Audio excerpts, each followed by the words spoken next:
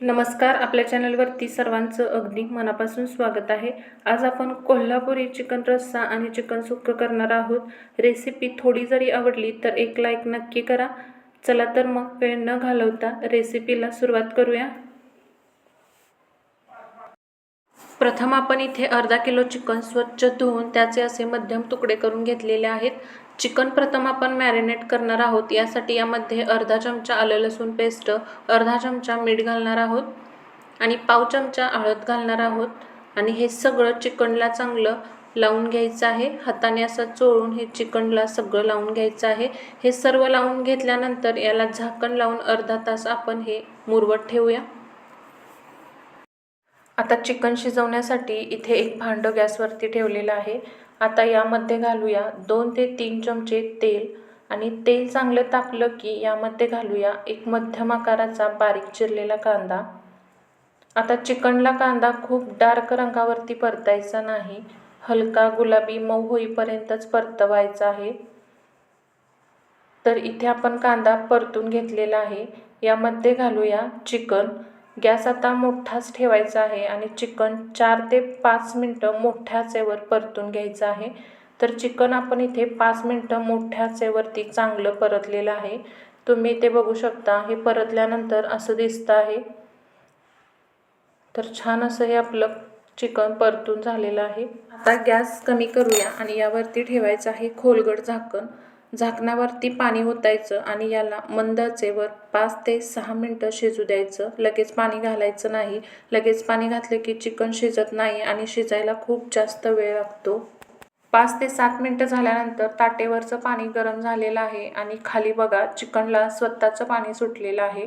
आता हे पाणी आपण यामध्ये घालणार आहोत आणि चिकनला पाणी सुटलेलं आहे, त्यामुळे चिकनच्या रश्श्याला आणि सुक्क्याला त्यामुळे खरी चव येते.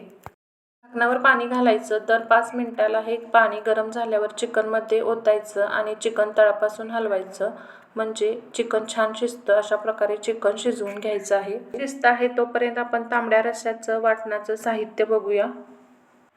1 चमचा धने घेतलेले आहेत, 1 चमचा तीळ घेतलेले आहेत, पाव चमचा इथे आपण जिरे घेतलेले आहेत, पाव चमचापेक्षाही कमी शहाजिरे घेतलेले आहेत, पाव चमचा इथे आपण खसखस घेतलेली आहे, 1 तमालपत्र घेतलेलं आहे, 1 मसाला वेलची घेतलेली आहे, 1 दगडफुलाची पाकळी घेतलेली आहे, थोडा दालचिनीचा तुकडा आणि 1 हिरवी वेलची घेतलेली आहे, पाववाटी खिसलेलं खोबरं घेतलेलं आहे आणि 1.5 कांदा बारीक चिरून घेतलेला आहे, अर्धा टोमॅटो बारीक चिरून घेतलेला आहे, 5-6 लसूण पाकळ्या आणि अर्धा इंचापेक्षाही कमी आल्याचा तुकडा घेतलेला आहे आणि थोडीशी इथे कोथिंबीर घेतलेली आहे. पॅन गरम करत ठेवलेला आहे. यामध्ये आता आपण हे खडे मसाले घालूया. गॅस कमी करून घ्यायचा आहे आणि 2 ते 3 मिनटं आपणाला हे मसाले भाजून घ्यायचे आहेत. मसाले मस्त असे भाजलेले आहेत, काढून घेऊया. आता यामध्ये घालायचं आहे सुकं खोबरं आणि हे सुद्धा आपणाला मंद गॅसवरती तांबूस रंगावरती भाजून घ्यायचं आहे.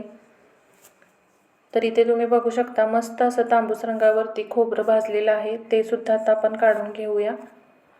आता पॅनमध्ये 1 चमचा तेल घेऊया आणि यामध्ये आपणाला घालायचा आहे कांदा.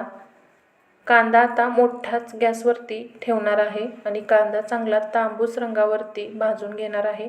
कांदा भाजत आता आलेला आहे. आता या स्टेजला आपण यामध्ये घालणार आहोत टोमॅटो. टोमॅटो तुम्हाला आवडत नसेल तर नाही घातला तरीही चालेल. चांगला तांबूस रंगावर भाजून घेऊया आणि गॅस बंद करून याला गार करून घेऊया. आता वाटण करूया. मिक्सरच्या भांड्यामध्ये पहिल्यांदा खडे मसाले घालू आणि भाजलेलं खोबरं घालायचं आहे आणि याला पाणी न घालता वाटून घेऊया. कोरडे जिन्नस पाणी न घालता वाटले. इथे तुम्ही बघू शकता. आता यामध्ये घालूया कांदा आणि टोमॅटो आणि आलं लसूण, कोथिंबीर घालूया, थोडंसं पाणी घालूया आणि याला बारीक वाटून घेऊया. तर आपले हे तांबडा रस्सा आणि सुक्या चिकनचं वाटण तयार झालेलं आहे. अर्ध वाटण रश्श्याला वापरणार आणि अर्ध वाटण सुक्याला. तर इथे मी अळणी पाणी आणि चिकनचे तुकडे वेगवेगळे करून घेतलेले आहेत. आता तांबडा रस्सा करूया. त्यासाठी पॅनमध्ये 3 ते 4 चमचे तेल घेतलेलं आहे. तेल हलकंसं तापलं असताना यामध्ये घालूया कोल्हापुरी कांदा लसूण चटणी 2 चमचे घातलेली आहे आणि यामध्येच आता आपण पाव चमचा काश्मीरी लाल मिरची पावडर घालणार आहोत. यामुळे रंग चांगला येईल आणि याला थोडंसं आपण तेलामध्ये परतायचं आहे. परतल्यानंतर यामध्ये आता आपण तयार केलेलं वाटण आहे त्यातलं अर्धं वाटण यामध्ये घालूया आणि या वाटणाला सुद्धा यामध्ये चांगलं तेल सुटेपर्यंत परतूया. 5 ते 6 मिनटं आपण याला परतणार आहोत. छान तेल सुटेपर्यंत आपणाला हे वाटण यामध्ये परतून घ्यायचं आहे. यामध्ये आता आपण थोडीशी कोथिंबीर घालणार आहोत आणि याला 5 ते 6 मिनटं चांगलं असं परतून घेणार आहोत. तुम्ही इथे बघू शकता याला तेलसुद्धा छान असं सुटलेलं आहे. आता यामध्ये घालूया हे अळणी पाणी. तांबडा रस्सा खूप घट्ट नसतो बरं का, पातळ असतो, जेणेकरून तो प्यायला येईल असा. मिक्सरला थोडंसं वाटण चिकटलं होतं त्याच्यामध्ये थोडंसं पाणी घालू आणि याला वाढवून घेतलेलं आहे.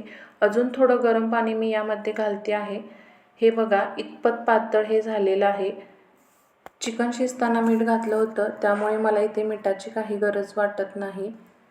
मंद आचेवर झाकण न लावता 7 ते 8 मिनिटं याला उकळून घेतलेला आहे. मस्त असा झणझणीत तिखट असलेला तांबडा रस्सा इथे आपला तयार झालेला आहे. तुम्ही बघू शकता. आता सुक्कं चिकन करून घेऊया. त्यासाठी कढईमध्ये तेल घेतलेलं आहे. तेल गरम झालं की यामध्ये घालूया कांदा. कांदा आपणाला 2 ते 4 मिनिटं परतून घ्यायचा आहे. हलकासा मऊ झाल्यानंतर कांदा आपणाला यामध्ये घालायचा आहे कोल्हापुरी कांदा लसूण 1.5 चमचे आणि इथे मी पाव चमचा काश्मीरी लाल मिरची पावडर घातलेली आहे. यामुळे याचा कलर छान येईल आणि याला परतून घेऊया. छान असं याला परतून घेतल्यानंतर आता यामध्ये घालूया उरलेलं वाटण आणि याला सुद्धा चांगलं तेल सुटेपर्यंत तेलामध्ये परतूया. तर इथे आपण हे वाटण तेलामध्ये छान असं तेल सुटेपर्यंत परतून घेऊया. वाटण आपलं चांगलं परतून झालेलं आहे. आता यामध्ये घालूया शिजवून घेतलेलं चिकनचे तुकडे आणि याला सुद्धा हलक्या हाताने मिक्स करून घेऊया. 5 मिनिटं ग्रेव्हीमध्ये आपण याला परतून घेणार आहोत.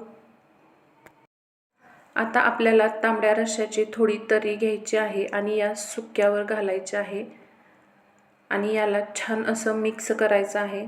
आता ग्रेव्हीमध्ये चिकन शिजणं महत्त्वाचं आहे.